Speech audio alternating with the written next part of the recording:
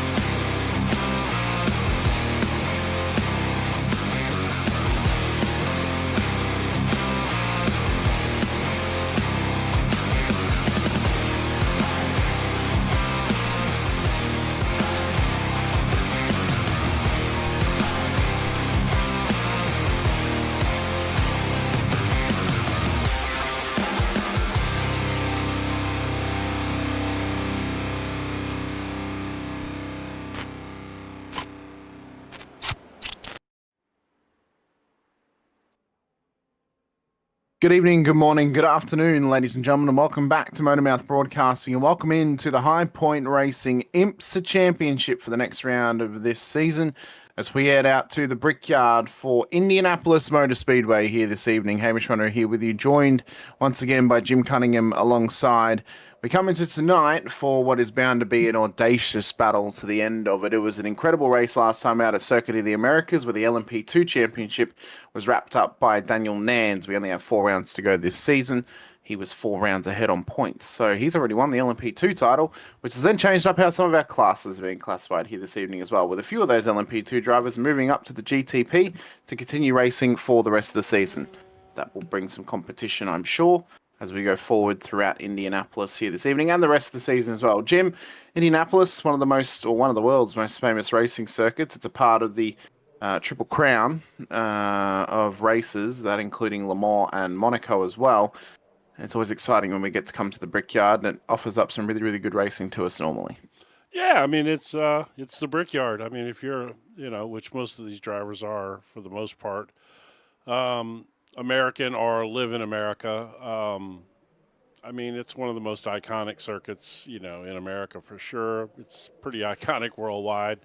As a kid growing up in America, the tracks you remember the most from your youth would be Indianapolis and Daytona. And I'm personally not a huge fan of the road course here. I mean, it's okay. It's just I don't know. To me, it doesn't have a ton of personality, but it is at Indianapolis, and that in itself is really cool. But it does produce some pretty good racing, though.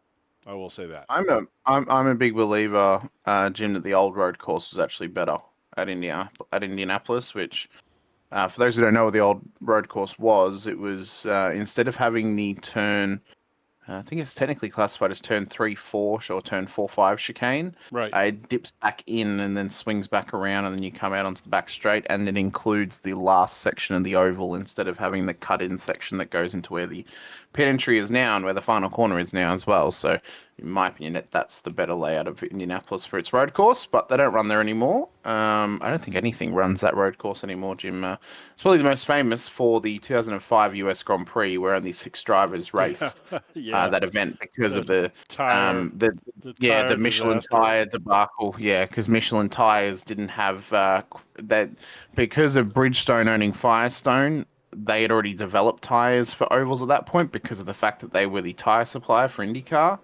where Michelin weren't, and they weren't prepared for the pressure that gets put on the tires through the fast banking. So that's why 6 cars only raced that day. And if I'm not mistaken, that was also due to the fact that they had cut these massive grooves in the track around that time. That didn't help. Yeah, and it was just chewing the tires off these cars. Yeah.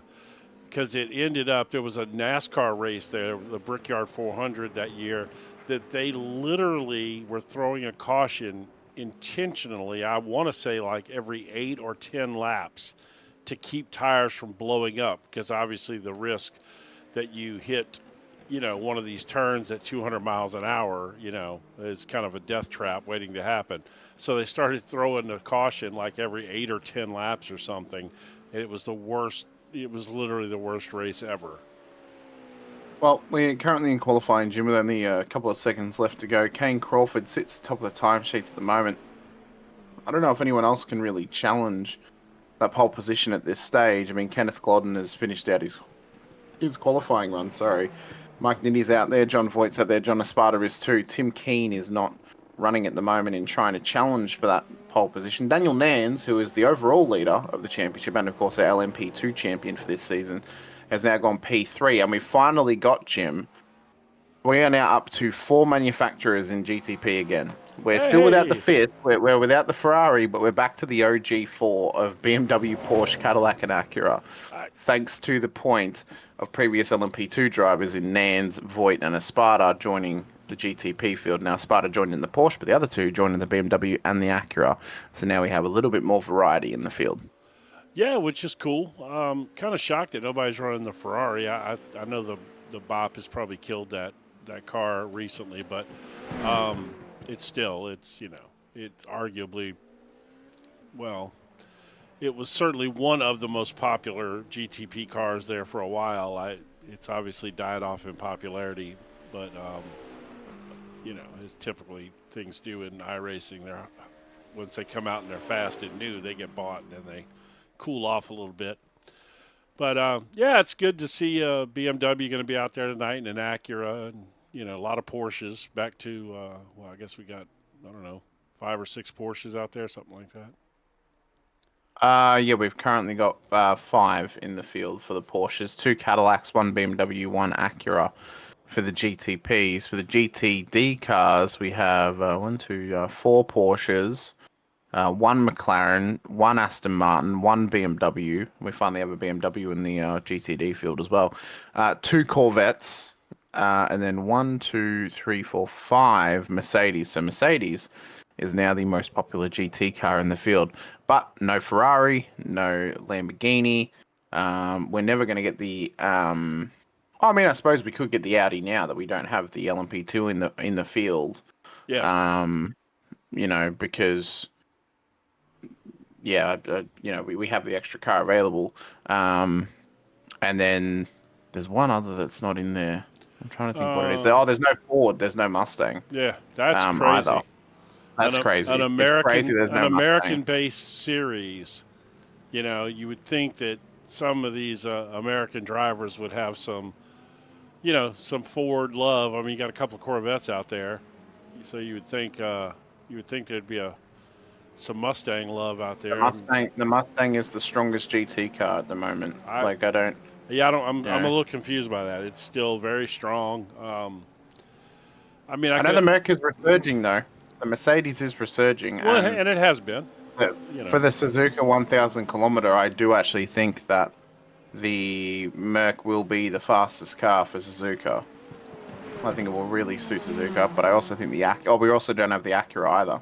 But I do think the Acura may actually get a little bit of a buff. The Acura's been... No, we do have an Acura. Oh, no, man, that was Voigt. Never mind. Yeah. Which is surprising to me too. The Acura, though, man, it's kind of gotten killed in the recent recent bops. Well, I love the Acura. That was the car I was driving for the longest time. I think they've had to kind of go the opposite way of what they went with the Acura originally, where it became Acura Cup in GTs for quite a long time. It was a good 2 seasons that the Acura was if you went into a top split multi-class lobby, you'd be hard-pressed not to see at least half the GT3 field having an Acura. Yes. So, where now it's the Mustang, half the field would be in the Mustang, and then second most popular car would probably be the Porsche. At least for mid-engine, the Porsche is probably the strongest mid-engine car at the moment. And then, depending who is crazy enough to try and set up the Aston Martin, you'd see the Aston Martin, but that's completely based. Same as the Corvette, but... Well, we've got one Aston Martin out there, it looks like, right? Yeah. We do. Jason LePan, obviously, he's been rocking and rolling around in the Aston Martin this season, which has been good to see. But it's good to have a nice variety in the field. I like amongst that. the piece. I like the variety. Yeah, I do too. Could there be more variety? Sure, there could. We could have one of every car in the field be a different GT car. But it is also good though to see some. It's good to see some favoritism for the Merc. I think the Merc was slept on for quite a little while, but it's a very dominant car in real life, especially at certain circuits. It's often been one of the more dominant cars at Bathurst, for example. It was popular for a long time, and then as the McLaren, and there was several that got released right there together. I know the McLaren and the Acura weren't too far apart. They kind of, seemed like they... Mercedes kind of died off for a while, but in real life it's extremely competitive, and I think that they decided to kind of bring them back, so to speak, and give it back its dominance, or at least its competitiveness, I should say. What we're going to be having on offer for you now, it appears tonight, and what would be the rest of the season, I would assume, is we're going to be getting some now 3 class action of racing with the GTP and the 2 GTD classes. That will make the traversal of traffic a little bit easier, I would say, for the GTP cars. They only have to deal with GTDs now. It's just the separate driver You mean classes that one? You telling me that one LMP2 is causing it to be tough out there? Or? Oh, Jim, the single LMP2 that was in the field made so much difference in how the traffic could be traversed for the GTP cars. It probably did. Made Yeah. so much difference. Well, there was two. There was two for a couple of races. There's two for a couple of races. Yeah, that's true. Yeah. No, I think this is going to be more entertaining. Having more guys in the GTP class is cool. I guess that's. And it's potentially, I guess, giving them, and maybe this is a hint of things to come. Maybe they're going to eliminate the LMP2 and go more with a traditional, lineup. A traditional IMSA like lineup. Well, like or WEC lineup where there's, it's just GTPs and GT3s. Maybe that's what their plan is. I don't know. Possibly could be. I mean, we were watching Tim Keene burn it down with that fancy paint job he's got on there. Whoop, and he's gone. Another good-looking car. He's gone. So we've got 4 rounds to go this season. We are into round 7 here this evening out at Indianapolis.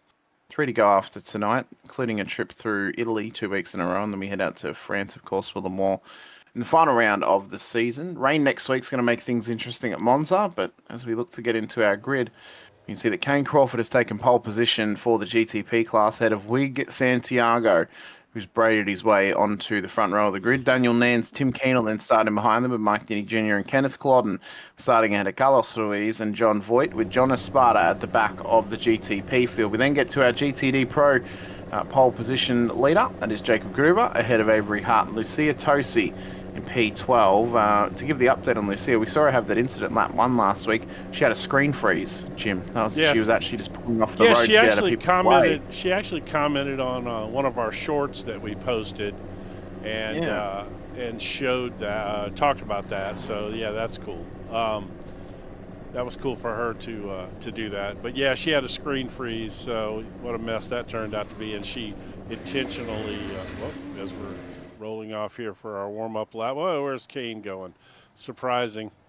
Kane's ahead of the pace car. He's never done that before. And he's giving he knows what he's done. He's giving us a little wave. Yeah, he is. Yeah.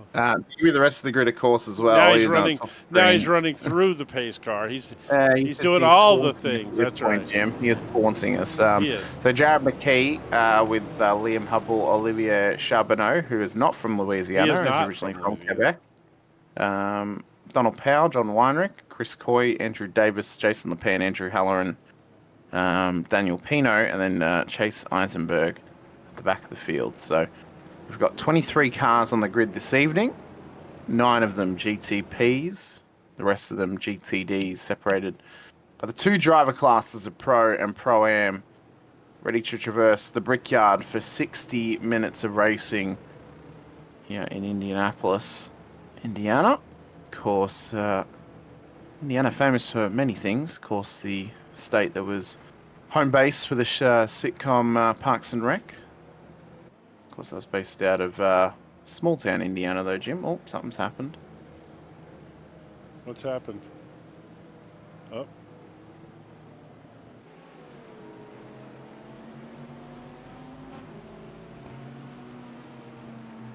Oh, I didn't copy your link. Did you send me a link?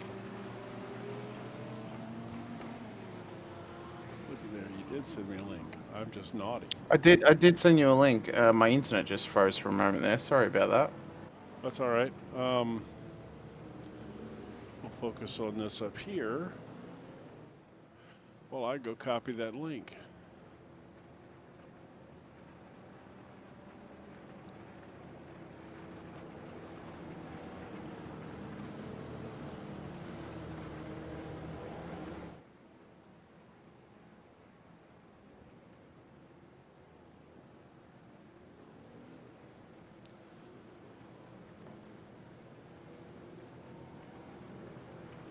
All right. Are you there? Is your internet working yet? I'm trying to fix it. Can you hear me? I can now, yeah. Oh, that's good. Very good. I'm having to reload into the session. All right, well. But as, well, I mean, I timed it pretty well. We're doing a whole other lap around the pace car, apparently. Oh, no, we're coming into the final corner. That's fine. I thought we were doing a whole lap. nope. Oh, You're scared good. me. And there goes We're the good. pace cars off. All right. Pace car's in.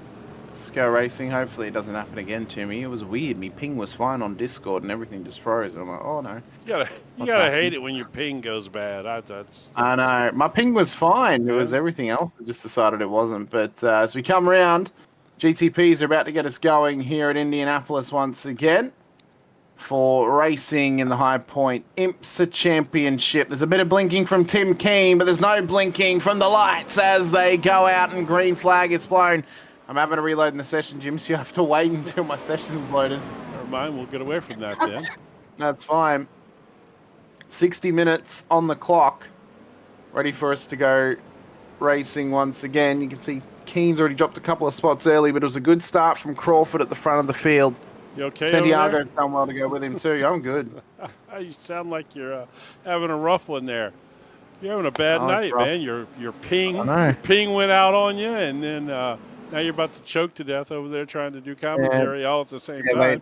They normally make a pill for that, Jim. Don't let it get stuck in your throat. You'll get a stiff neck. That's right. But that's right. Crawford's done well though off this race start, as well as the BMW of Daniel Nans. Wig Santiago 2 in P2 at the moment, doing a top effort as well. GTDs have gotten away well. Avery Hart leads the way for that one. Has he leaned? Yeah, no, he has. So he's jumped Gruber off the race start. So that's a good start there for Avery. Lucia's done well in behind as well, just to hang with him at this stage. That's good. I don't know. For some reason, I think that I don't know. I guess it's. I feel like bad for Lucia because we literally talked about her like she was a guy and called her Luca for half the season. So. And then to find out that we were wrong, and besides that, she's a hell of a race car driver. She is so fast. So I like giving her some screen time. She deserves it. But Wig Santiago, look at this, man. He is giving a hair-raising performance right here. I mean, the hairs are up on the back of my neck right now, Jim. But he's trying to shave away the time in terms of attacking Kane Crawford. In fact, he wants to go around the outside at the back end of the back straight. Can't quite get there. Has to tuck back in P2. My feed is back up once again, by the way, so I've got some GT action for us whenever we're ready. On board, though, with Santiago as he follows in behind Kane Crawford. Bit of driver's eye roll bar action for Wig. He's definitely not matting anything away. He's not dreading that performance in qualifying either. I think we do need to mention the fact that he did qualify second. That's phenomenal. Yeah. He has got some pace here. He has got some pace. Now, has there been a BOP change? Well, I wouldn't think there would be. The 1,000 kilometers of Suzuka. Actually, no, it is this weekend, but that's a GT only event. Yeah, as he looks to go up the inside, couldn't quite get it done under brakes. GTPs, of course, are finished for the year in terms of special events on iRacing. Yeah. Next one coming up for them will be the end of January for the Daytona 24-hour. The Rolex 24 returns to iRacing at the end of January in 2026. Of course, the week before will be the Raw before the 24. LMP3s, GT4s, TCRs. What more could you ask for in a dual week of Daytona? It'll be a great time. And then not long after that, Jim, we get the Daytona 500 as well. Yeah, it's coming. I'll tell you what, it cycles back through pretty quick. You get through Christmas and it's on.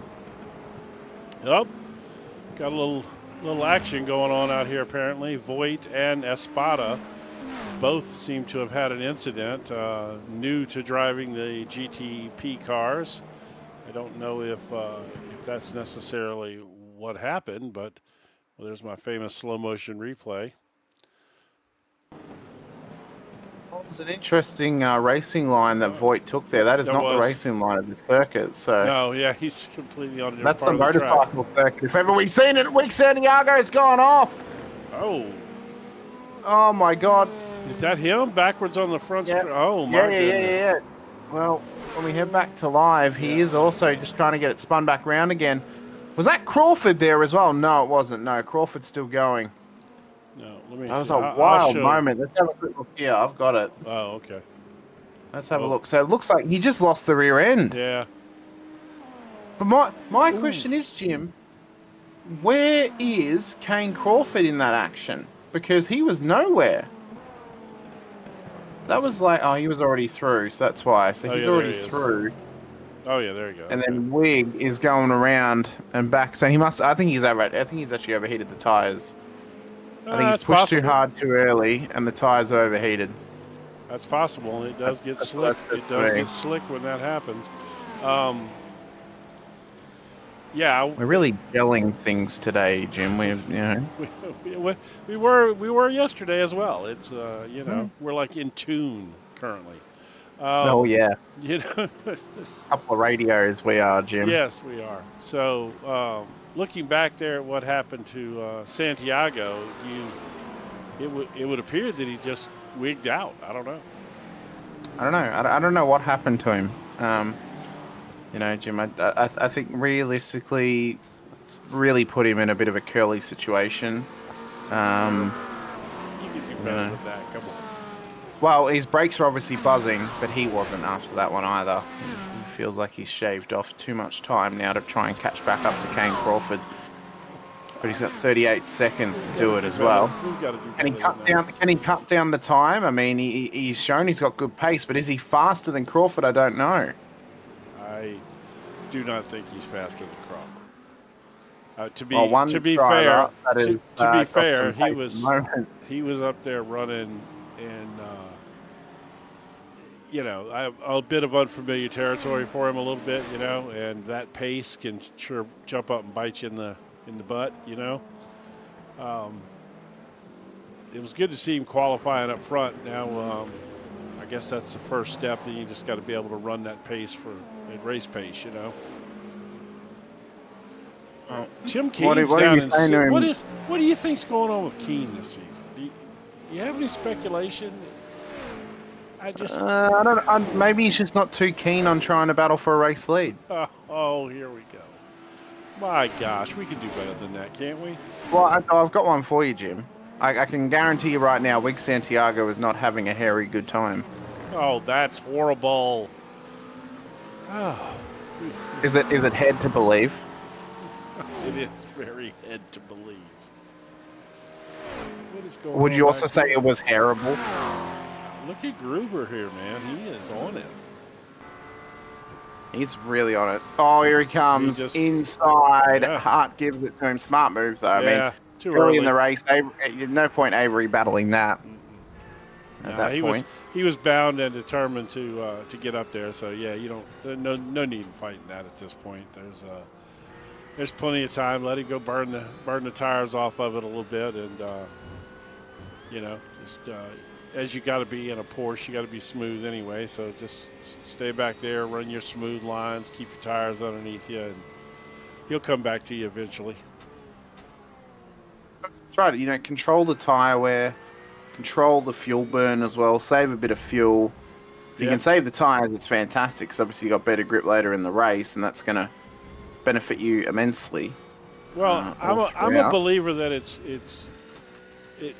potentially, if you're a Porsche driver, it's easier to save the tires driving a Porsche because you already have to be smooth with a Porsche. You can't sling a Porsche around. Well, if you do, honestly, I think Avery Hart, for him to learn how to drive the Porsche, Jim, he would have had to have locked himself in a dungeon somewhere to become such a sharpshooter in a Porsche. I mean, if you look at it, you could easily argue that the three fastest cars in this series, short of Daniel Pino when he's on it, but Pino we know can be fast in pretty much anything. But Tosi has been the last several races clearly has been one of the top speed people. Avery Hart and Gruber. So you got two Porsches and a McLaren, and then of course Pino's in a Mercedes. Hang on. Top speed people. Can that be a T-shirt? No, please? I know. Jim, can we start a merch line? No, it was bad. I know. Thank you. Thanks for pointing that Also, out. I'm disappointed, Jim, that you didn't notice my Bret Hart references since Avery Hart's last name is spelled the same. Oh, I'm very disappointed. I did not. Notice I said he's a sharpshooter in a Porsche. Well, he would have had to have trained in a dungeon. See, if I'm being completely honest, I don't know a lot about Bret Hart. Well, I'm just building a new foundation for us, Jim, in terms of jokes here. There's plenty of wrestling references and jokes that I would have gotten. I just didn't know a lot about Bret Hart, to be honest with you, for whatever reason. He's Canadian and he hates Bill Goldberg. That is all you need to know about Bret Hart. He does? He hates... They wrestled together? Yeah, Bill Goldberg ended his career by kicking him in the head. He hates Bill Goldberg. Oh. Well, Goldberg was, to be fair, was not a he was not a ring tactician at all. He just was big and strong, and that's probably the safest way you can mention it about Bill Goldberg, Jim. I mean, yeah, he was. I mean, he was just big. I mean, they did a good job marketing him, and he did a good job marketing himself. For a while there, he was pretty popular. I think, Jim, the biggest and greatest marketing ploy is that Hulk Hogan claimed he wrestled 400 days out of the year. Well, Jesse Ventura would probably have something to say about that. Well, the way that he claimed that was, he said that he traveled to and from Japan, so he was a time traveler and gained a day in the year. I suppose that would work in terms of going back a day when you're coming back to the US, but... Well, if you keep going the other way, does it just keep happening if you just only go one direction? No. Well, no, it doesn't work, because when you go to Japan, you're losing a day, so he's always going to be losing and he'll only ever gain one day. Well, let's be real. Terry probably wasn't the smartest guy in the world. He was a brilliant marketing guy. With a lot of... Well, he was. That man injected tan into himself, Jim. No. He tanned his steroids. He tanned his steroids. Oh. Daniel Pino, though, is on the creep right now. He's battling away with Jared McKee at this stage. He's just snuck his way through and has built himself up another position past the Lego car of McKee. Liam Habul here is about to put it on the pro driver Donald Powell. He is all over him. Yeah, if you recall last time when we were at this circuit, Liam Habul did not have a very good time. Yes. He was in the GTP car and he was. He spun it. He spun it about 6 times on one lap. Probably had some of the worst decision-making skills we've seen out of a driver in a GTP car, but it's good to see he's now in the GT car and actually having a very good race, leading the Pro-Ams at this point. He is. Which is, good to see for him, running that Sun Energy livery. So that's see if he can try and take himself a race win today. Of course, his dad did win. Well, his dad did win this race only a few weeks ago, Jim. With Chaz Mostert and Will Powell in the car. Will Power in the car, yeah.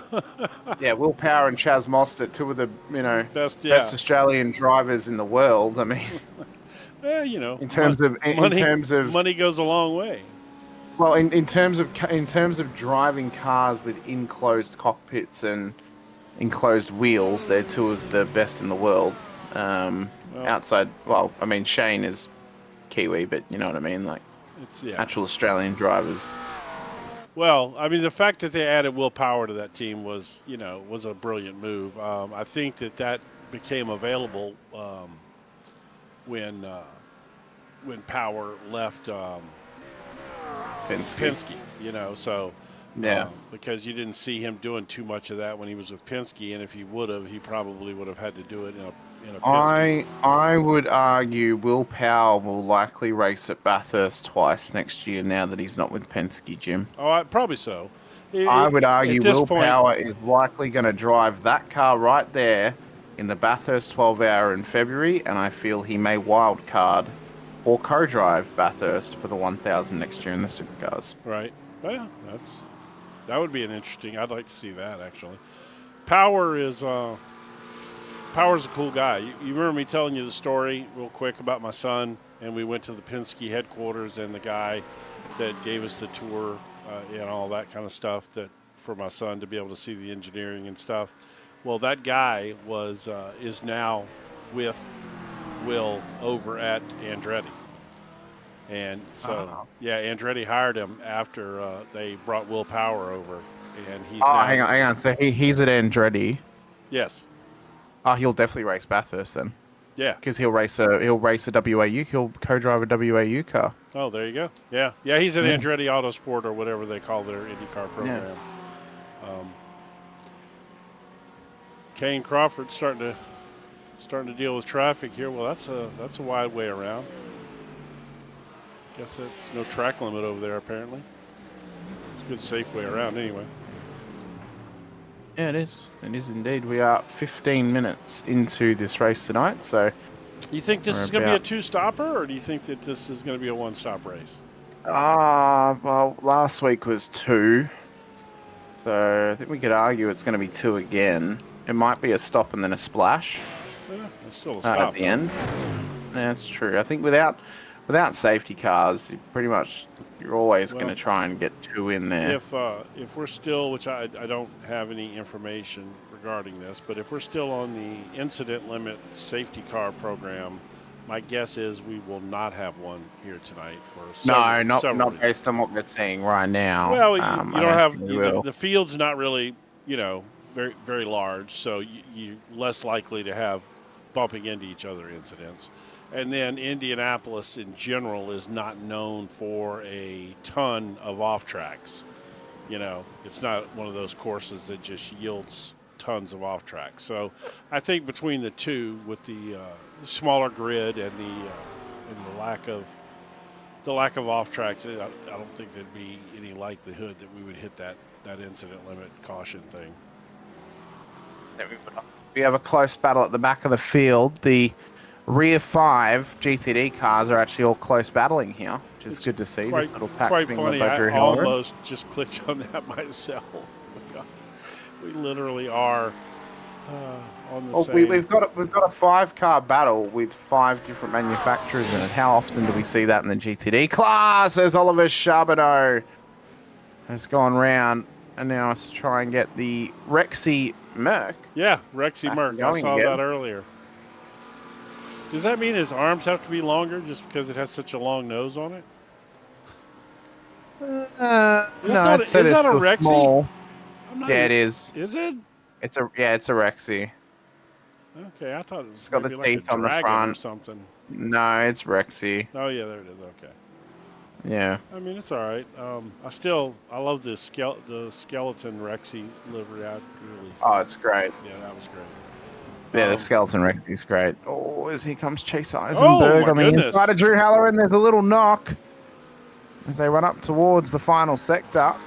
And I've got the battle for the Martin lead and up here. Japan trying to get in. Yeah, the battle for the lead's heating up too. So the GTDs are really starting to turn the wick on now in terms of lighting us up with some good battles. To be honest, that's been the last several weeks. That's been the core of the good racing. We haven't seen a ton of competition in the GTP cars, and obviously no competition in the LMP2s. So the GTDs have been what's really been giving us the action. I mean, they always turn it on for us. It's good racing, no matter what. Could be any circuit, and we get good racing. Put that Pinot Tosi battle on. Or no, is it? No, it's not. Is it? No, it is Pinot and Tosi. Yeah, they are battling. Yeah, put that on. And I'll keep this one up here going. There's action aplenty all throughout the field. Not just in the GTDs, but the GTDs are giving us some good action at this stage. As Drew Halloran has just dropped 2 spots further back as well. We'll show that off in a moment. See how that's occurred as Pinot looks to come down the inside of Tosi. Or side by side. She's not going to give it up for free. No, she made him take a lot of curb there for sure. That's a big old big old sausage curb too. So they fight their way through. He did make it work, it looks initial like. Section. Oh, it's a big launch from Pinot. He had to cut the corner. That might be a slowdown. No, It did appear so, though. He got It's away not with a that one, I slowdown, but think. he did jump it. Yeah. Well, we know he likes jumping curbs. He launched on one last week for sure. Well, we know he loves finding tie barriers as well, Jim. For a call Daytona, he found the invisible wall. That was the absolute nastiest impact I may have ever seen. As one of the nastiest I've seen. There's one other track, Jim, I think you would find a similar level of invisible wall at a tie barrier, and that is Mexico. These GTP cars here are costing Avery Hart some time here. They've moved Hart back over a full second. It's just timing, when they caught him and they got in between them there and cost him over a second. There's a good chance, though, that we're only 20 minutes into this race. We're a third of the way through. That gives us a chance to go here and look at this little battle. They could still cost in a later point of the race. They could still cost somebody else time as well. It's not just Avery, obviously. And early in the race to have time cost is probably better than later in the race where you've tried to chase somebody down. So I think we probably need to give Daniel Nance some props right here, man. He's doing well. He is. He's running third, solid third. He's battling Kenneth Culloden, who's been in a GTP car for 2 seasons now, right? Yeah, 2 seasons. This is, as far as we know, is Daniel Nan's first league race in this car anyway. And he's dogging Culloden. Oh, man. That was I thought he was going to turn it right under him there. Yeah, and there's quite a learning curve going from the LMP2 to the GTP car. There's a lot more to master in here. Well, if you recall, Jim, we've spoken about it before, that going up the totem pole of sports cars to the top end at GTPs, you learn something along the way. Yes. And what he would have learned and mastered in the LMP2 can still be applied to the GTP. The latest thing he's having to learn is how the GTP handles the new tyre model. Yes. And then the hybrid system as well. Now, he knows how they work because he has told us before he's driven the GTP quite a fair bit. He just prefers the LMP2 car. Right. It's not docking him any pace right now, though, by changing cars mid-season, because when you are someone who's very, very fast in the LMP2, you're going to be fast in the GTP, but how well you manage the hybrid, that then determines actually what is your top level of pace or what is your best lap time you could possibly get. We don't get to see any of his hybrid stuff on the steering wheel if we go inside, do we? No, we don't. Oh, sorry. It's it's all kept private. Did you stay up late last night or what? I know it's. I did. What is it, noon there right now or something, isn't it? Like 12:30. What is it? Yeah, it is. It's 1:30 at the moment in the afternoon. Oh, it's my afternoon nap's coming up, Jim. That's why. You just woke up. No, I didn't. I woke up much earlier, but I often have a Friday afternoon nap. To be fair, I've been staying up till like 4 a.m. watching. I'm addicted to this series that I don't know how I missed when it was new. So I'm trying to see on his wheel, so we really see nothing there. Donald Powell! Oh. Sorry, Jim. Donald Powell's had a moment in the GT cars. He is going again. I think it might have been a little spin that he's had here. It was a spin that he's had here. He keeps driving that Corvette. That's one thing the Corvette will give you.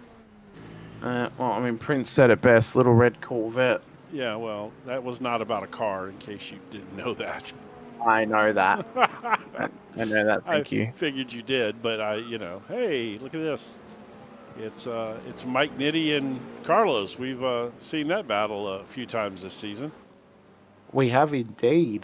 Donald, though, was trying to chase down John Weinrich, and he just caught the grass and around the Corvette went. Oh, hold on to them brakes, man. Oh, no, he was, but I think the inertia of the car, because it was on the grass, it just slid him out more. Wow. So, it's a real shame for Donald. I mean, he recovered well, and he didn't hit anything, short of his tires screaming at him right now. He's probably okay. Oh,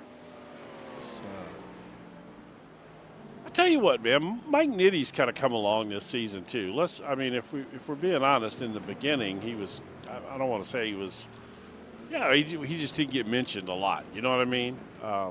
and he's arguably got one of the most, I don't know, the brightest, most noticeable liveries in the field, or at least for most of the season he has. Most of the guys, have kind of a darker, duller type livery, but he's always been bright.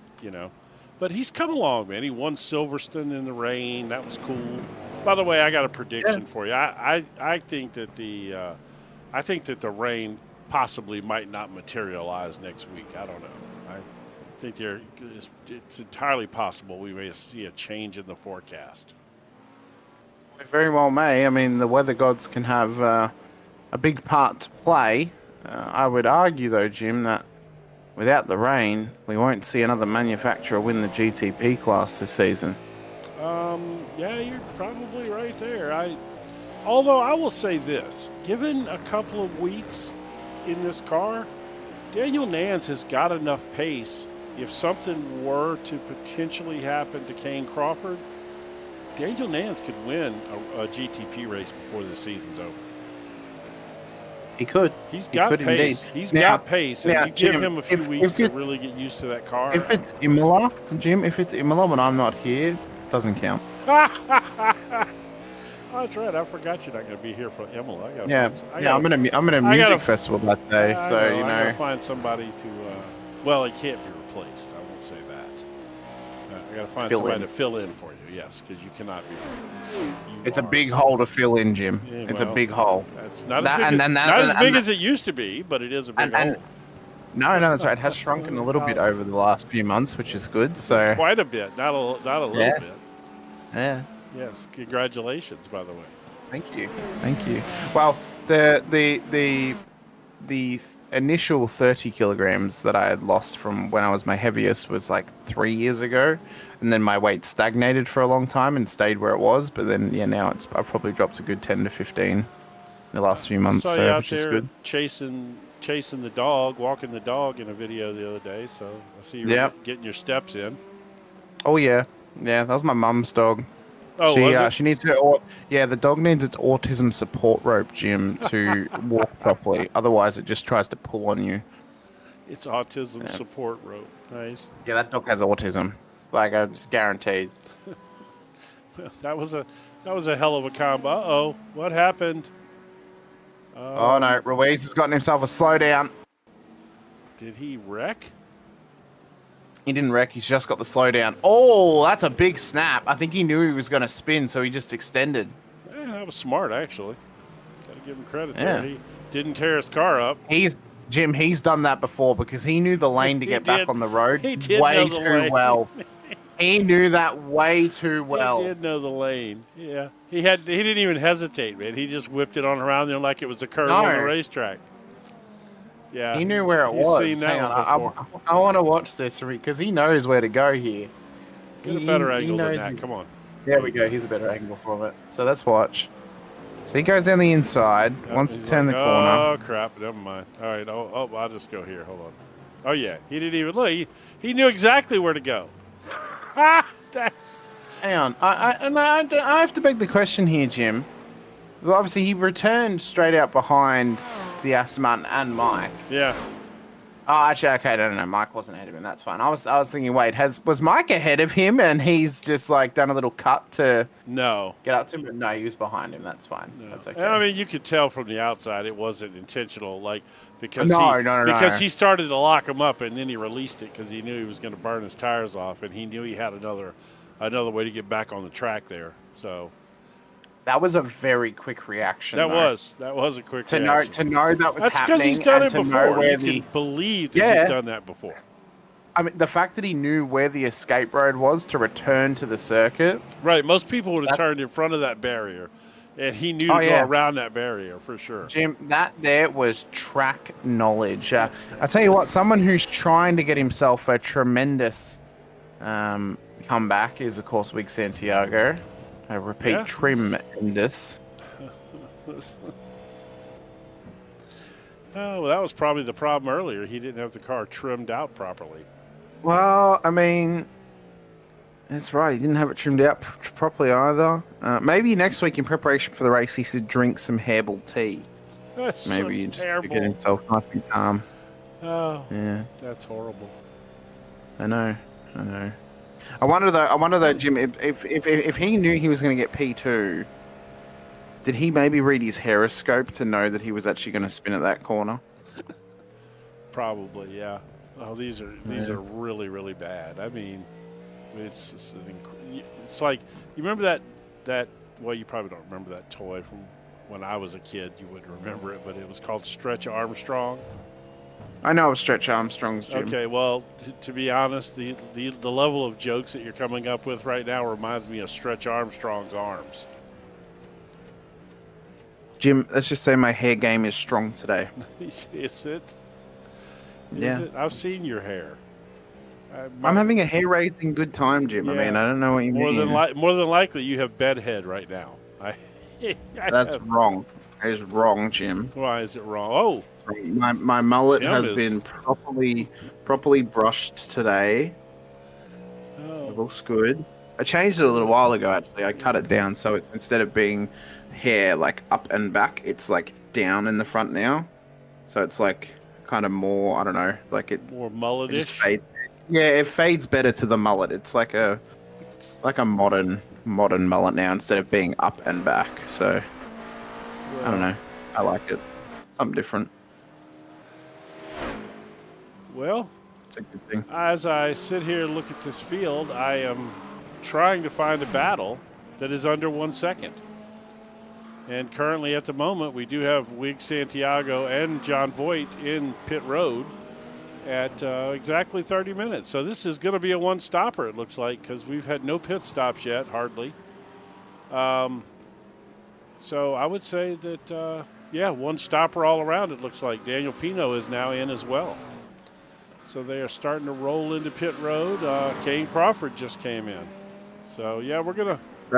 Pit stops, it's going to be a one stop, it seems now, Jim, because they made the half an hour mark. So which one is good. stop That's affair. fine. Yeah, that's good. Makes it easy for them. Lucia Tosi has gone a lot longer than Daniel Pino, who actually got past her quite quickly and actually built good gaps. I think Daniel deliberately didn't qualify tonight because he wanted to try and race his way from back to front. So he's trying to go the long way to a possible race win for himself. We've had a heap. Where am I from? Australia. Yeah, that's the way you said that sounded like you're from Long Island. Long Island. I was deliberately saying long like that for someone in particular who's watching to try and get the reference because they know the reference, Jim. Oh. It's my sneaky way of sprinkling little things in there for somebody to try and pick up on. Oh. It's only for one person. It's not for anyone else. Do we want to reveal who it's for, or no? We don't want to. It's for Rhiannon. Shocking. There's so much that I could say right there, but I am absolutely going to leave that alone, okay? Just so you know, I do not want to get fired this early in the season, so I'm going to leave that alone. Long. But no, Rhiannon also did point out as well, I'm also not here for our Wednesday broadcast, Thursday for me either. No, you're not. That same week, because it's her birthday that day. Yes. So that's right. Not here That's either. right. So you will miss the GT Challenge and the IMSA Championship. Yep. And so I've got to have a fill-in for you for 2 days. Oh, Daniel Nans has just gone round on my screen then, Jim. I've just seen it. It was down at the chicane. Golly. All right, let's see what happened to him. Oh, you got it? I got it. Wow. This is how it happened. As he gets going again.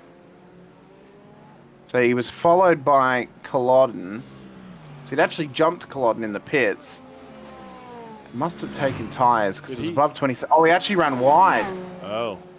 He had run wide. I think cold tyres maybe. Ran it wide. Brought some gravel back on the track, but of course his tyres have still got them on there. He's then caught the grass and the thing's just hit on him. Yeah. That thing twisted right around, snapped around. Yeah, that's all part of that learning curve we talked about, I mean. Tim Keen's now in pit lane. Nans is off the road again. So it is coming unglued for Daniel Nans. Tim Keane still stationary in pit lane. At Chiago, there was no tyres taken for anyone in that stop, so it's all fuel. So maybe it's just fueled up. Tyres have cooled down, and that's why. Tim's going to be passed by Mike Nitti and Carlos Ruiz. He will stay ahead of Daniel Nans, although this will actually be tight with Carlos. He's actually jumped him though, Jim, so he's back up to P4 ahead of Carlos Ruiz. And we'll now try and chase down Mike Nitti, who's got himself up on the podium at this stage. Lucia Tosi's in pit lane. So is Jared McKee. Liam Habul as well, the Pro-Am leader, is in. He's doing very well tonight as Liam could get himself his first GTD race win here this season and in the IMSA series altogether, if he could possibly win this race out. Daniel Pino, though, is about to come past pit lane, has completely jumped Lucia Tosi, who's only just coming out now, so she's lost a fair bit of time to Daniel. Pino did jump Avery Hart, though, in the stop, Jim, important to note.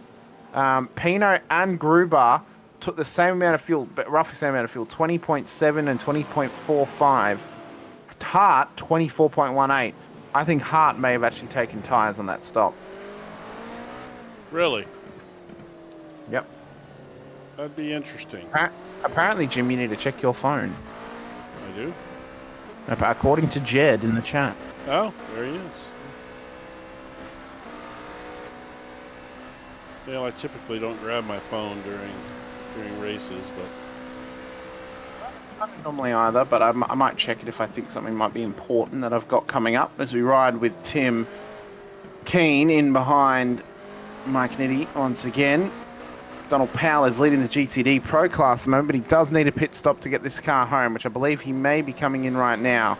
He is indeed. So Powell comes in, Gruber retakes the race lead. Daniel Pino has got 2.7 seconds to chase down on the race leader of the GTD Pro class. So Daniel has done a significant job to get that Merc from the back of the field up to P2 in class within 2.6 seconds of the race leader, Jacob Gruber.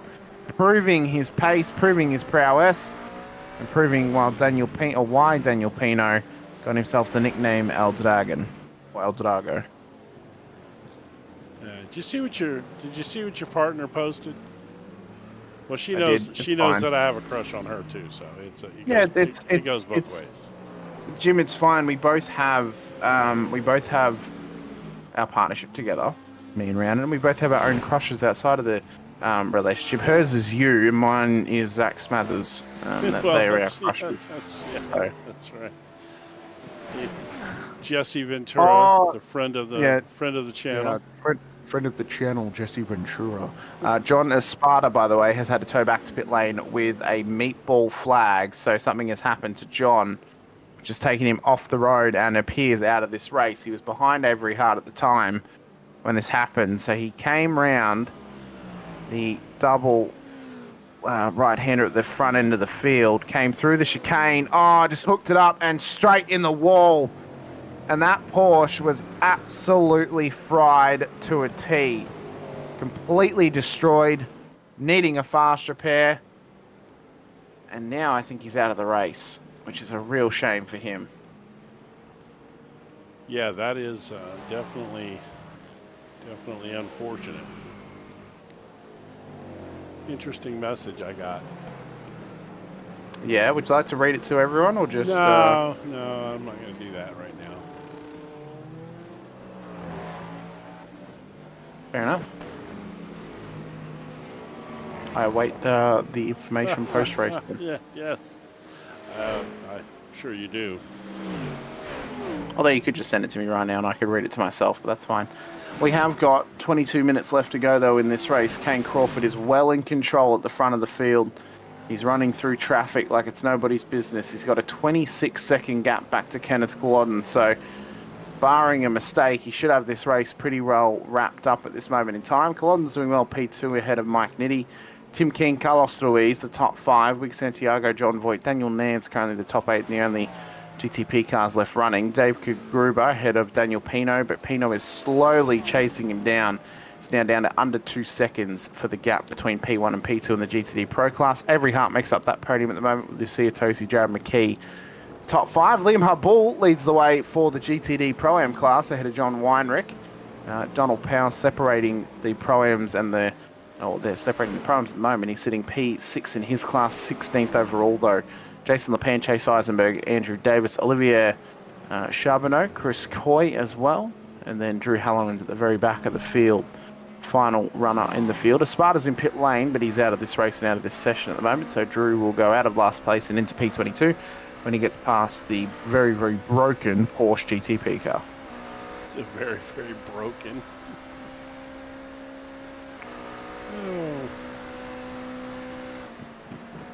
Yeah, I think he'll be contacting Penske possibly, Jim, to get a new one. Well, word on the street is they're going to have a few extras laying around for next year.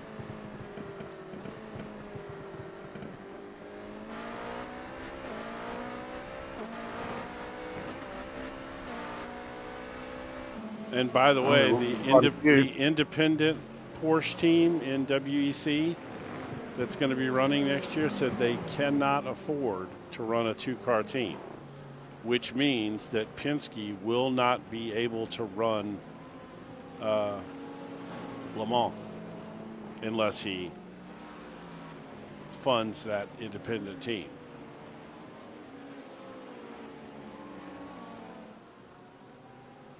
Well, you know. So it'll be interesting to see. It's going to be tough.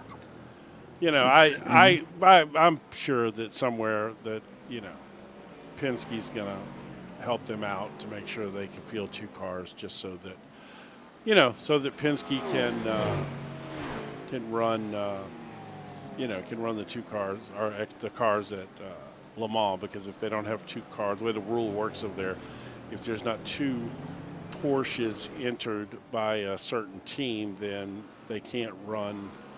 Or if there's not, two cars entered by a certain team, they can't run Le Mans. So, and Penske could run Le Mans with that team if they had two cars for the whole season. So he probably will end up helping him out, would be my guess. As we focus here on Wig Santiago battling Carlos Ruiz. It's our really our only battle. The only battle on track that we've got that's inside of a second. No, that's right. It's the only one, but there is one that's about to materialize, Jim. As Daniel Pino is nearly within a second of Jacob Gruber at the front of the GTD field. Time is slowly ticking away. The clock is striking down on midnight on this race very, very shortly. And with 18 minutes to go. Somebody was off track there. Yeah, there was someone off there. I think that might have been Charbonnet, was that Olivier Charbonneau? Yeah, Charbonneau off the road. I can't help but say Charbonnet. It's just a Louisiana thing, apparently. You're just wanting wine at this point, Jim. No, it's definitely not that. Oh, big set from Santiago nearly drilled the back of Ruiz. He did. And Keane. Well, he tried to take the Carlos Ruiz route there, but he made the wrong turn. He didn't know where it was at. He didn't know where it was at. He just had to completely traverse across the grass. He didn't really lose that much time either. It's like you can go all over there and not lose that much time. Well, lapping traffic here is the GTP of Kenneth Culloden, who's now up to the GTD race leaders of Jacob Gruber and Daniel Pino. Gap is now still at 1 second as Pino's waiting for the Porsche to get past his competitor and his rival for this race, Jacob Gruber. 0.9 of a second now the gap. Pino's got tow and he's got draft to drag him along and drag him up to the back of the Castrol McLaren in towards turn one. We ride on board with both of them. Pino's done an exceptional job tonight. He's up 12 positions. Santiago's off the road in the GTP class once again. And he's just traversed it back onto the road at this stage, so you'll look to get reset and restarted once more. Pino down to 0.7 of a second now onto Gruber. There's some lap traffic ahead of them in their own car class.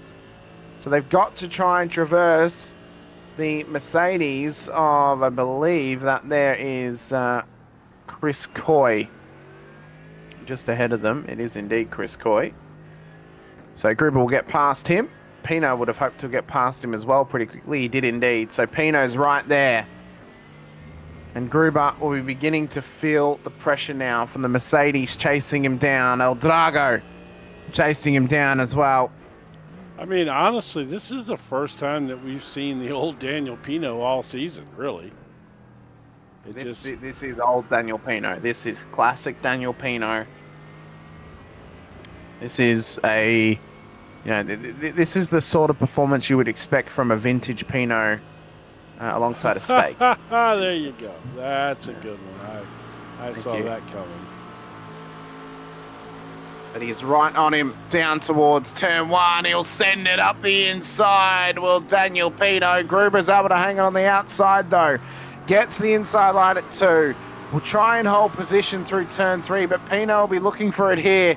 He's going to get forced to the outside at 4. Can't quite get there. Gruber cracked under the pressure like an egg. And off the road he went. And Pino slots it through to P1. Hart's going to take P2 as well. Jacob Gruber has been shattered across the floor like a vase knocked over by a cat. And now he's just trying to pick up the pieces like he's a dustpan and brush. There was nothing more he could do in that moment. Oh my gosh. You sound like somebody who's had experience with that happening. My cat is good. He doesn't knock things over. And Jim, you know what he does all day? What? Naps and begs for treats. That's what he does all day. Sounds like me. Yeah. That's what I do all day. But I don't give him treats all day. That's why he's not fat. Oh, I do get treats all day. That's why I am fat. Yeah, I have the beauty of decision-making skills and money, so I can get myself treats. Right. Cat has decision-making skills, no money. Needs to forage for his own. Go catch a mouse and eat that. Oh. You see the comment in chat from earlier about split his wig? Yeah, I did. I just saw that there from Edward Delano. Oh, where is Edward Delano? He's not on track apparently.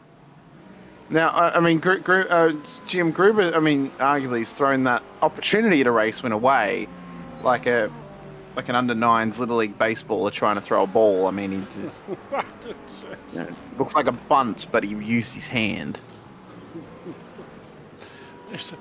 I don't think he's going to the Rogers Center, Jim. There was a reel that was going around that was like a T-ball game, like a 5-year-old, baseball thing. And yes. It was like all the things that were going on in the video. At one time, you had one kid that was crying and one kid that was playing in the grass, and it was just hilarious. It was like every kid on the field was doing something else different. It was funny. I just realized we are inside of 15 minutes here. The time's just... We have snuck on by to 15 minutes to go. What happened to Christopher Coy? Now. Let's go see. Well, he's down 4 at the moment, so he's had a bit of a struggle, it seems, tonight. Yeah, but apparently he had a... I think he knew that the GCPs were coming for him, and he's like, oh, well, we'll go off track here. Yeah, I'll take this little shortcut. See, but he didn't take Carlos's shortcut. He took the other one. Carlos, I see he's still waiting. He's like, yeah, I'm going to get out of the way of these GTPs. The heck with this. So Pino has now got a 7-second lead over Avery Hart. Pino's last lap time at 23.7. Hart at 24.2. He's outlapped him by half a second. And he's consistently doing it as Daniel Pino. That is Pino. Yeah, it looks like El Drago is back in full force. So if he's El Drago, what is Lucia Tosi? Don't answer now. You can think about it. Come up with a good one. Don't just wing one out there. Oh my God.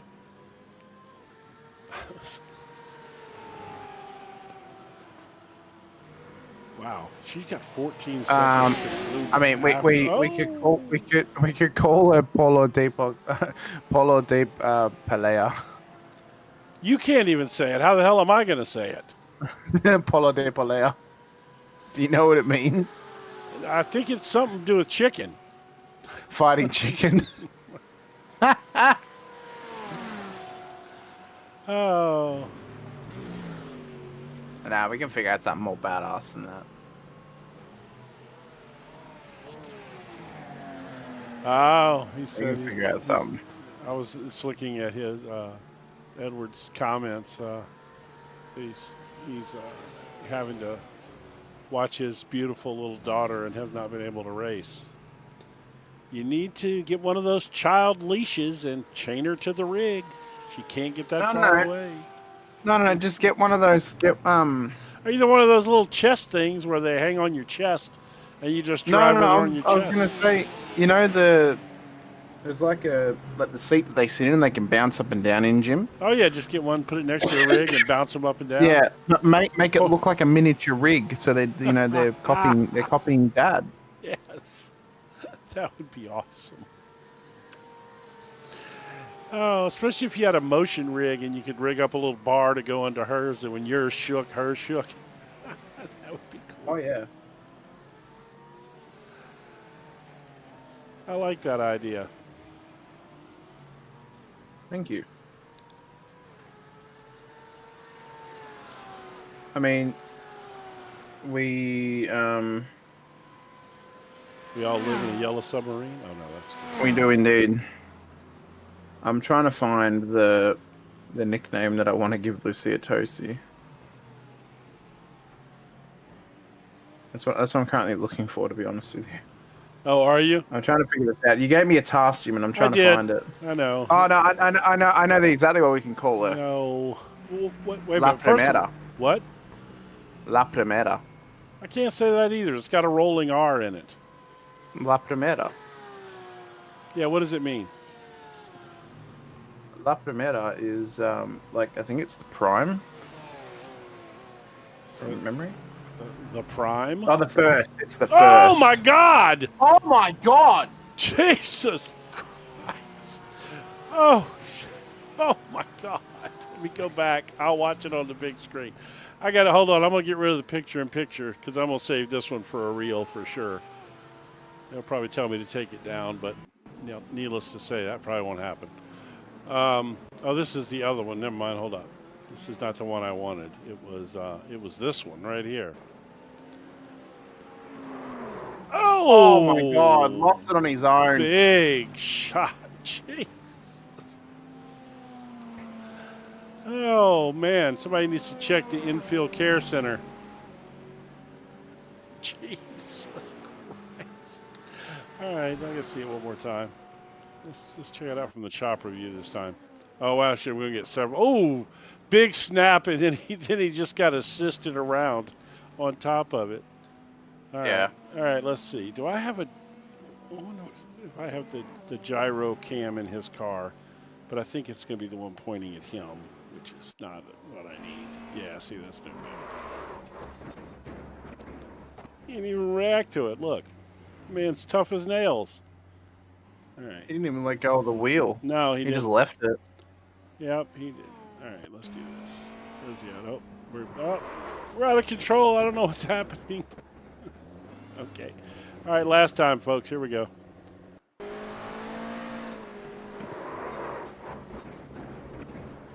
Yeah, it didn't seem that violent from that angle. All right, I lied. I'm going to do it one more time. This time from the rear view.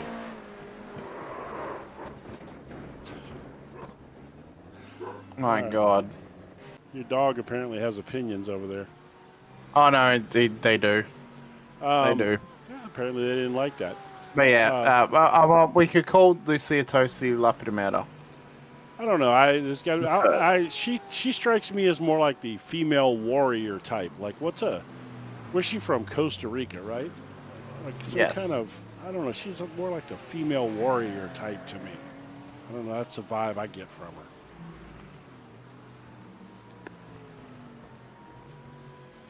Well, what we have got though is about 6 minutes left to go in this race. Kane Crawford has got plenty of time to continue on. The Rhiannon saying Dale had things to say. It wasn't Dale, it was Milo that's barking. So No, Is she not there? Oh, no, she's gone to work. Yeah, I forgot. That's right. Oh, Daniel Nance has gotten himself a black flag as well, Jim, I'd argue, probably for incident points. So he's having to drive through pit lane. 6 minutes to go. Race leader. Wouldn't it be funny if the caution just threw now? Imagine. Just some off track and a random caution at this point. Hang on. Boudicca is, I think, what Rhiannon's asking for maybe. Boudicca. I knew I could Queen of the Iceni tribe in ancient Britain who led an uprising against the Roman Empire in AD 60 or 61. Interesting. Boudicca. Well, we got to figure out how to say it. We don't know if that's how you say it or not. I don't know.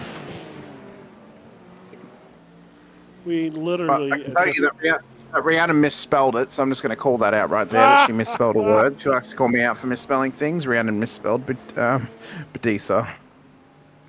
Oh, that is a female warrior name. I mean, if we could call her a Valkyrie too. Actually, yeah, the Valkyrie. Hang on.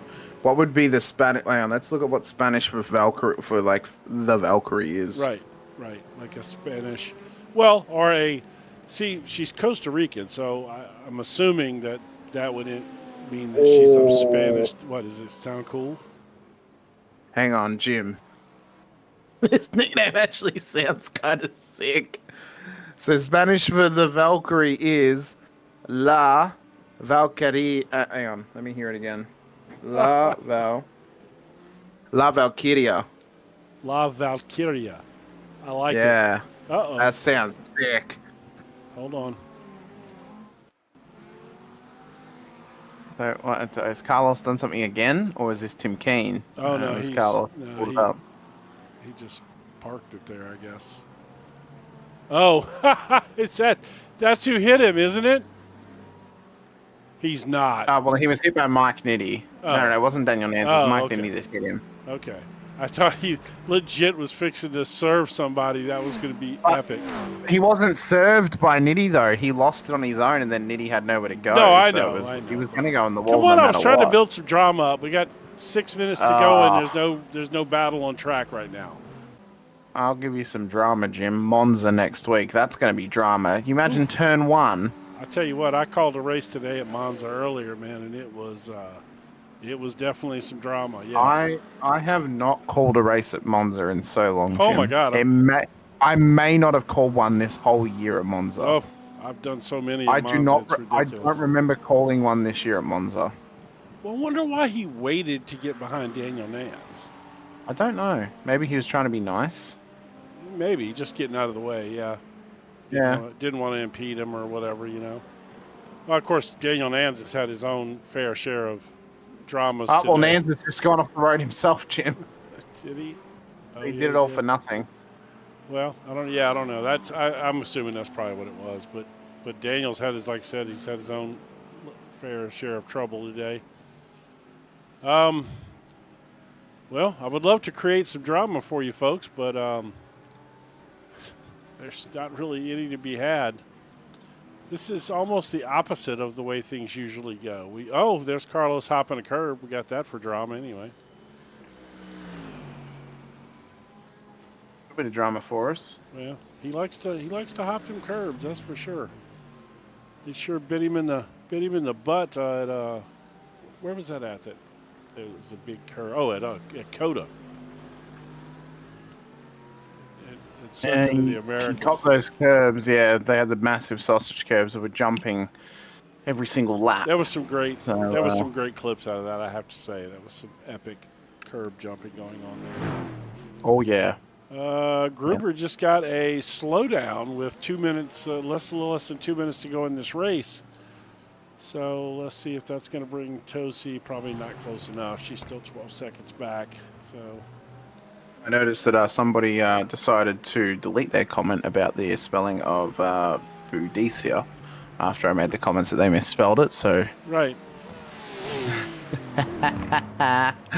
We have got about a minute 20 left. Kane Crawford at the moment is just coming around the back section of the circuit, so we'll have one more lap to go, Jim. We've got 46 laps out of Indianapolis Motor Speedway here this evening. for the 7th round of this season of the High Point Racing IMSA Championship. Yeah, I was going to bring 3 the rounds. picture-in-picture back, but there's really no need at this point. Also, there's claims that it's definitely Kenny Hubble in the car, not Liam. In that Merc. Now that's funny. That would explain a lot. It would explain a lot if it was. So 1 lap to go That would be for our race hilarious. leader here this evening. Oh, wouldn't that be hilarious if that was true? Well, it would get Liam's account banned if we proved it. Yeah, but still, I mean, nobody's gonna. It's Liam. Come on.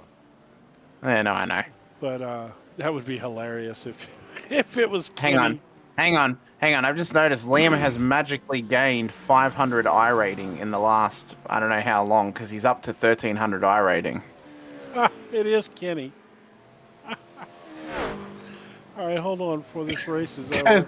Because Liam was at 800 I rating or less. It was less than 800, I think. I think it was at 700 or 600. So he's gained nearly 1,000 I rating in like a month. So I don't know if he's been practicing to get better or if there has been some shenanigans. I'm not sure. Kenny's been keeping warmed up during the off season. That would be hilarious. Final few corners now, though, for our race leader, Kane Crawford. Tim Keen's got a black flag on the last lap. That's going to cost him a podium. It'll give it to Mike Nitti when he comes round. Checkered flag for Kane Crawford. It's another race win. Possibly could lock out the championship with only a few rounds to go. There'll be a bit of work to do, though, for some drivers if they want to challenge him. Of course, there's no LMP2 leader here this evening, so it now goes to Daniel Pino as our GTD Pro leader. Actually, Kenny Hubble's going to finish the race first, Jim. It's Liam Hubble, not Kenny. Oh, Liam Hubble. Well, yeah, Liam Hubble in P13 in the GTD Pro-Am class takes home his first race win in the series. Here, doing what his dad did only a month or so ago. It would be that was hilarious, though. Kenny don't like iRacing. Oh, there you go. As Daniel Pino comes up to the line, it's another win for Merck as well, too. Oh, he crosses he literally, Avery. Oh, my God. That was good. Oh, good stuff right there. 2 wins for Merck in the GTD classes tonight. Ultimate performances for them. Mike Nitti Jr. got himself on the podium for the prototypes thanks to Tim Keen's black flag. Kenneth Clodden had P2 as well. A great effort. Our GTD Pro podium was Daniel Pino. How do we say our new nickname? For Lucia Tosi, yes. La Valkyria. La Valkyria. Yeah. I can't roll my R's, though. So that's okay. Yeah. I mean, I don't Top 10 for La Valkyria. Yes. Indeed, it was a top 10. 4th overall in class. I mean, we could make it a lot harder for you, Jim, and call it La Primera Valkyria. No. First Valkyrie. No. That's all right. No. I can't even say the other one, so no. I have to get my wife to come in here and roll the R for me. Jim, it's just like rolling a tortilla. No, it's not. I'm a hell of a cook, and I can order the shit out of tacos. I just cannot roll my R's when I order them, okay? Let's see. Do we have race results yet? We do have race results. Let's go look at those. Yeah, we should. Everyone should have copped the checkered flag now. So Kane Crawford takes home the race win. Mike Nitti Jr. took P2, John Voigt P3. So Kenneth Glodden must have had he had a black flag as well, actually. So Mike Nitti got P2, John Voigt P3, Keen Culloden P4 and P5. Then it was Carlos Ruiz, Daniel Nans, the top 7. Daniel Pino, the winner of the GTD Pro Class and GTD overall, head of Avery Hart and Jacob Gruber. El Todago takes the win again. La Valkyria, Lucia Tosi, P11 ahead of Jared McKee for the top 5. Liam Hubble takes his first race win in the GTD Pro-Am class, beating out Donald Powell from the pros. John Weinrich, Jason Lepan make up the podium for that class there. Eisenberg and Davis in behind with Coy Halloran and Charbonneau with Santiago and Espada at the back of the field. Okay, you ready? Now, when we do the interview, if Kenny Hubble comes on and does the interview, I am absolutely going to die. It's going to be the greatest thing ever. Okay? Well, we're going to force him in here. He's in the... I can't drag him from where he is, so Right now, we only have Kane Crawford in the interview room, so we have to wait for Liam to go into the interview room to get his chat with us Right. for He's his not going to first come. race. He's not going to come, even though No, he chat. Oh, look. Oh, who's Kim Habul? That must be his I mom. assume that's his mum. Yeah, it That's must be his his mum, mom. probably. So, Kim, can you confirm that that was Liam and not Kenny? Word on the street is that it was Kenny. No, I'm kidding. It was just a joke. We're having some fun. But tell Liam to get in here and do his interview. He's been chatting to us in the text chat all season. He needs to come in and claim his right. Let him come in and chat it up with us. All right. Well, let's pull Kane in since we got him already, and he's likely to run. You know how he is. Oh, yeah. Now let's drag him in and have a quick chat with Kane Crawford. Kane, congratulations. Another race win for you. 2 in a row now. Took the race win here tonight in Indianapolis as we finish our run in the US and head out to Europe next week. Good bag of points for you tonight and a lot of chaos with the cars behind you, but you were in dominant form once again. Thank you. He's already laughing. We haven't even said anything yet, and he's laughing. I know we haven't. Because he knows what he did off the rolling start. He knows what he did. You know what you did. You did that on purpose, too, and you were flashing your lights at us, too, weren't you? The flashes were specifically for you, Jim. Yeah. I know they were. I know. Just because you were passing the pace car, then running through the pace car, then you had to flash your lights at us. That's good. We like that. I like it. I liked it. So let me ask you a question. Now, aside from the wins and stuff like that, are you running a black livery right now, or are you running the Purple Dragon livery? I'm running the black one. Okay, all right. Because it's showing the purple livery down on the bottom, but for the last 2 weeks, I've not been able to get the Dragon livery to load, so I thought it was something going on. But so that's I just wanted to clarify that. But congratulations again on a nice victory. And obviously we could say all the same things we say every week. So I'm gonna take us in a little bit different direction this week. Daniel Nans move up since he's already clinched the LMP2 crown, and early on for the first half-ish of the race, he showed some nice pace. Did you have any chance to run any laps around him or anything like that this week and have a look at his pace? It seems like he's going to adapt pretty well to these cars after after he gets a couple of weeks in them. Do you have an opinion on that at all, or?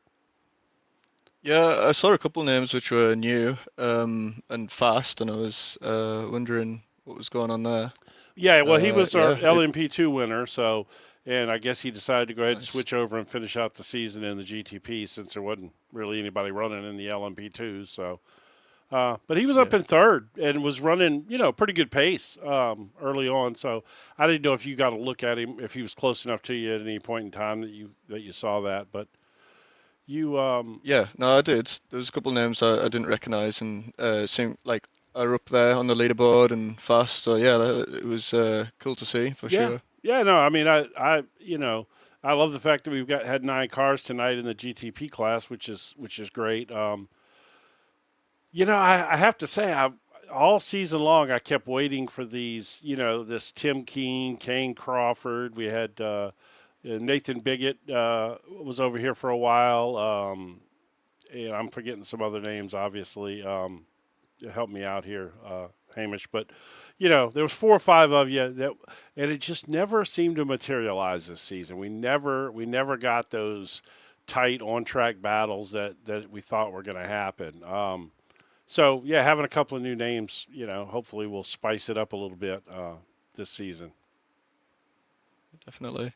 It didn't quite come together as close battling. There's a lot of elements, I guess, to disrupt that. But yeah, I mean, it was different things here and there, but it just didn't. It just never. Like when you came back this season using your real name, even, and then and we had Nathan come over and start running the car, which he's extremely fast in the in the GTD cars. I guess we just kind of hoped that we were going to have this 4 or 5 car GTP battle that was just going to be, epic, and it just never quite happened. But you've definitely shown your dominance this year for the so congratulations again. And I didn't mean to take away from your win by asking you about Nans or anything. I just, we can only give you so much praise because every time we compliment you, you laugh about it. So there's that. Oh, that was when. Just my humble. Yeah, no, that's cool. No, it's good. I mean, I like that. No, that's good. But yeah, I just thought I'd get your opinion on that. But again, congratulations. You are. You're having a heck of a season, and hopefully, as this thing draws out, maybe maybe we'll get to see a few of those epic battles that we were hoping for before the year's over. Yeah, man, no, definitely. It'll be fun. So, do you have anybody you want to shout out to while we have you in here? No, not really.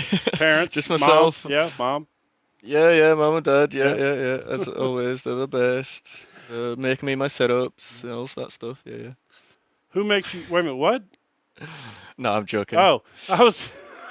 I mean, I know Tim Keene gets some help from his dad with his setup, but I was like, wait a minute, your mom's making your setup for you? Now, that was going to be a story I was going to dive into.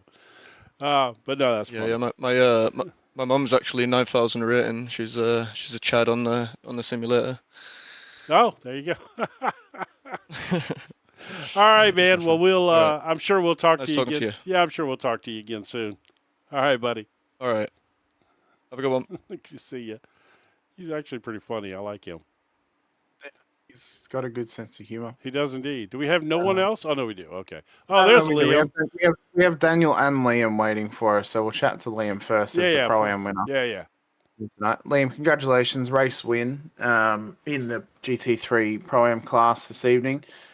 We have to confirm, though. Was Kenny driving? No, Kenny was not driving. And also, how the hell have you gained 600 I rating in like a month? The grind from Porsche Cup at Bathurst and grinding with Chase Eisenberg every single day.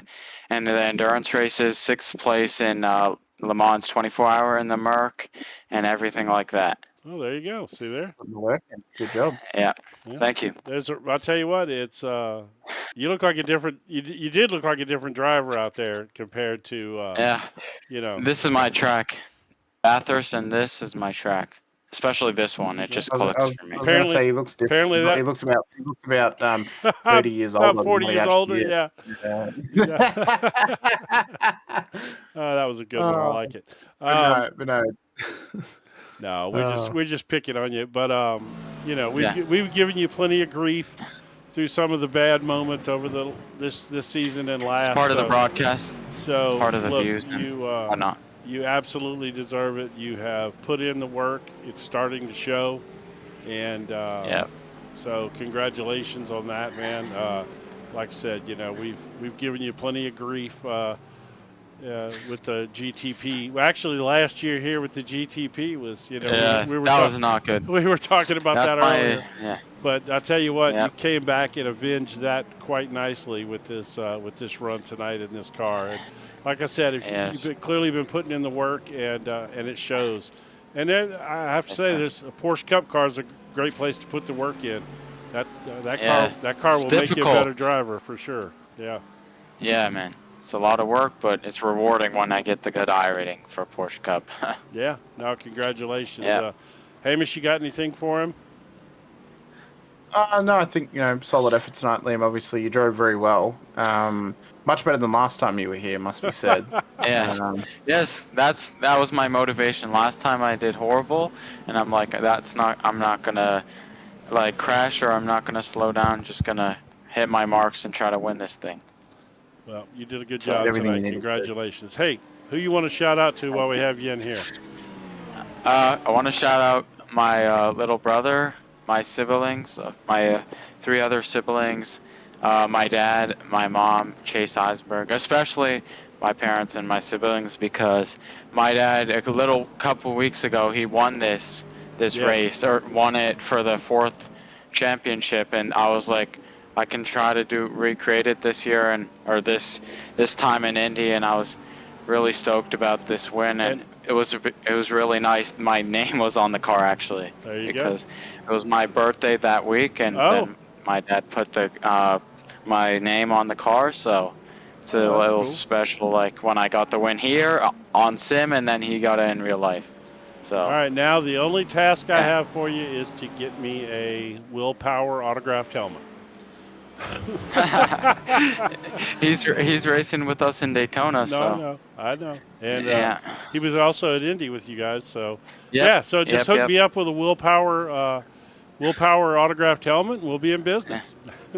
Congratulations again, though. Look, like I said, you earned it. You put the work in, and you took all the grief, and you never cried or complained about it. You just took it and moved on, and now here you are, and you deserve it. So congratulations, buddy.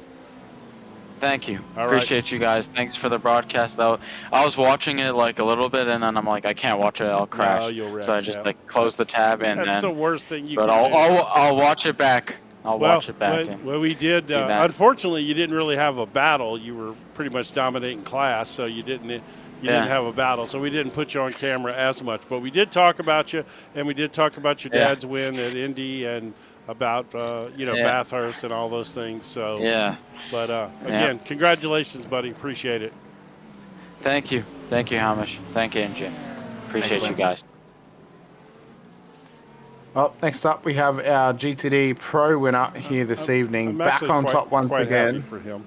I don't know why. Yeah, but I am quite happy for him. Well, it's good to see. It's good to see drivers make gains and get better, and hopefully this is a sign of things to come for him, that he can continue to improve like this as well. Because I think even Liam would agree, some of his driving hasn't been where he would want it to be. He knows that tonight that was a breakout performance for him, which was great to see.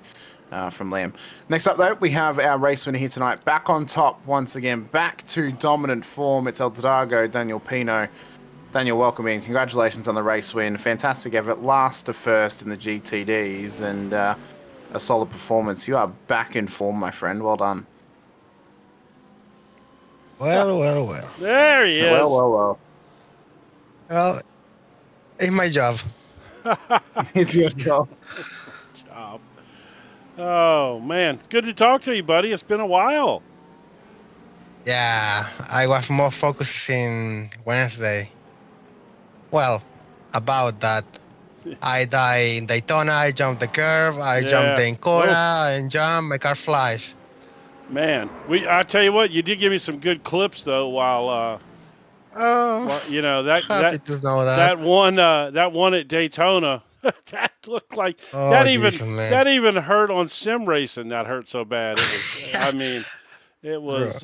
Man, but no, man, it's good to have you back again. It just seemed like this season just kind of started out a little weird. It was just strange. But switching cars at the beginning of the season didn't go well for you. You apparently that Aston Martin was not ready for you to drive it just yet.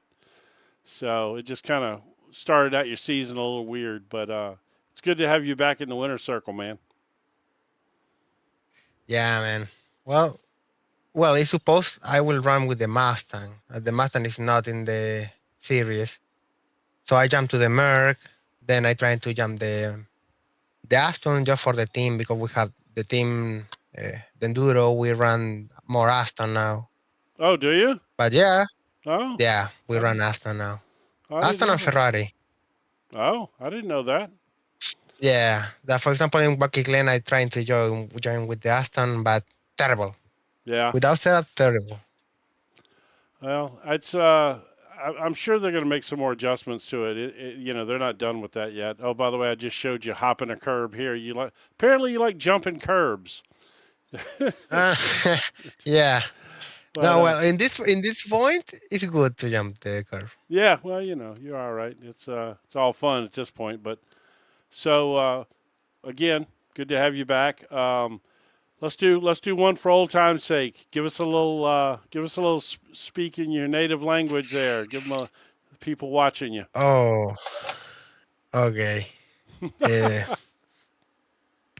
Volvimos a la cima. Lo logré. Esfuerzo. Dedicación. Don't task with Canadians, especially Laken. Thanks to my team, to my David, that delivery, always the anime. Yes. Volvimos a ganar. Yeah, we are here. Chicken dinner. Chicken dinner. So, by the way, here we got a question for you. We have decided to give Lucia Tosi a nickname, and Hamish, you do the honor. You can roll your R's better than I can. La Valkyria. Valkyria. Yes, Yeah, the the female Valkyrie. warrior. Yeah. You like that? It's not bad. Yeah, I like it. Yeah. All right. I wanted to call her La Primera, No, but Jim we can- wasn't for it because he can't say Primera. But I can't that's say his- any of it. Valkyrie. The Valkyrie. No, the Yeah. Valkyrie. Yeah. See. Yeah, yeah, La Valkyria. Yeah. So look, you need to do me a favor. When you talk to her, can she speak English or is she strictly Spanish speaking? She? Yeah. Can she talk? Uh, Can she speak English? Do you know? Yeah. Yeah, I think because in chat she talks English. Okay. All right. So you need to tell her that before this year's out, I don't even care if she doesn't win, because she has won and she didn't come talk to us. I want her to come talk to us at least once. Will you tell her that for me? Yeah, I can say. I can tell him. Yeah. Thank you. I mean, because she deserves it, man. She had a great run at Silverstone. She had a top 3 overall in the GT3 car in the rain. She had a fantastic run, and she didn't come talk to us. And we won. And we did not even realize that she was a female. Half the year we were calling her Luca. And yeah, we didn't know. Like half the year we called her Luca, and we thought it was a guy. Yeah. And so she deserves it, and I want her to come speak with us, and you can also tell her new nickname I'm sure she probably does watch the races, but if she does, then she would know we want her to come talk to us. So, but anyway, pass that on for us if you would, sir. Yep. You're a good man. Good to see you, buddy. Good to see you back in the winner's circle. Yeah, I hope to be more. Yes, here. so we want to talk to you. We want to talk to you more. And like I said, bring our buddy Lucia along one night with you. Yep. All right. Don't worry. Talk to you again soon, buddy. Yep. See you guys. All right, bye. Don't talk Canadians. Remember. Don't talk to what? Don't talk to Canadians? Canadians, especially Lagan. Okay. That's pretty funny. Thank you, Daniel. I have no idea what that's all about, but apparently it's something. I don't know. Something's happened. Who knows what? Yeah, well, Too cold for his yeah, Puerto Rican blood. yeah, well, yeah, for sure. He's from the warm part of the world. Oh, he's for Chilean. sure. Sorry, his Chilean blood. Yeah, He's from it's Chile. Chilean, Yeah. though. Yeah, it's Carlos and then that are Puerto Rican, but yeah, he's from way down in the warm country down in Chile. Well, you'd think you'd have a winter throwover, Jim, living in a country called Chile, but no, not apparently so much. not. Well, I mean, I don't know. It's far enough down in South Africa South America that maybe it does actually. Maybe. It's not like it's it not would like get it's right wet. on. It's not like it's up by the equator or anything. It's further down. I don't know. Not sure to be honest with you. Me either. Actually, I'm gonna end up googling that just for the sake of knowing. Just for the sake of it. Yeah, just figuring for it the out. heck of it. Yeah. All right. Well, not a bad night of racing. I'm glad to have to say I'm glad to see the LMP2 field. They just went ahead and bailed on that and put those guys in GTPs. That was probably a good thing. Yeah, I agree.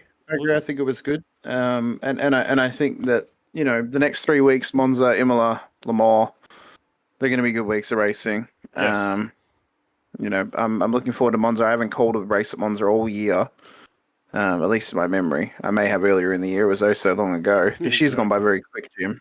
Fact that we are. That's what happens. The older you get, the quicker they pass by. Trust me on that. The fact that we are 40 days away from Christmas is scary to me. It is very, very scary. 40 days for me till Christmas Eve, 41 for you until Christmas Eve. Yes. It's very, very scary, Jim. It is. Very scary that we're that close. Yeah. So, it's flown by very quick. But it has no, indeed. It is. But there's more to come, not just throughout the rest of 2025, but into 2026 as well.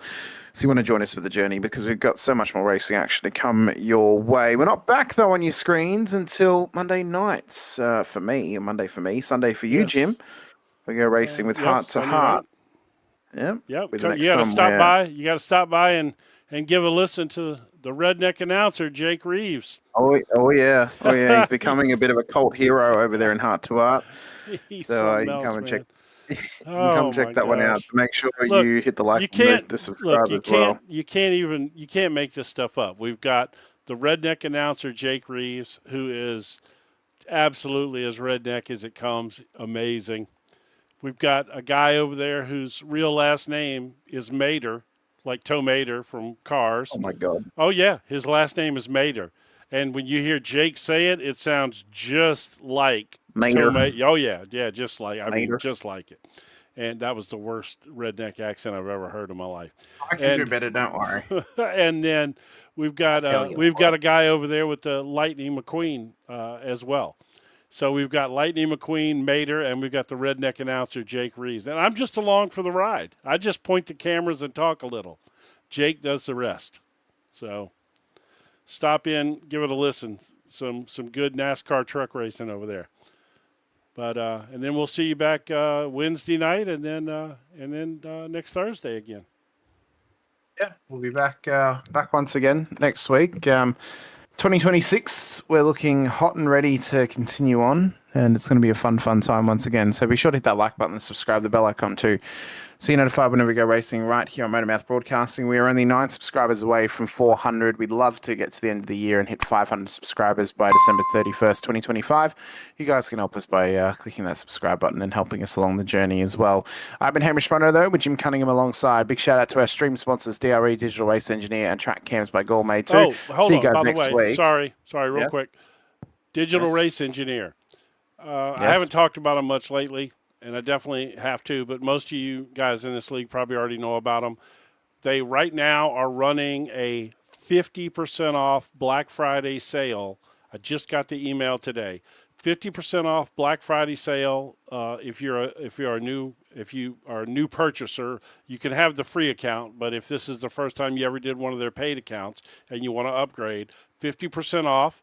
And if you already have one of their subscriptions, 25% off of an early renewal, and it'll just add on to the end of your thing. So I just wanted to mention that because that literally just popped out today.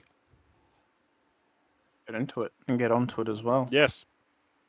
So get around it. It's a great deal.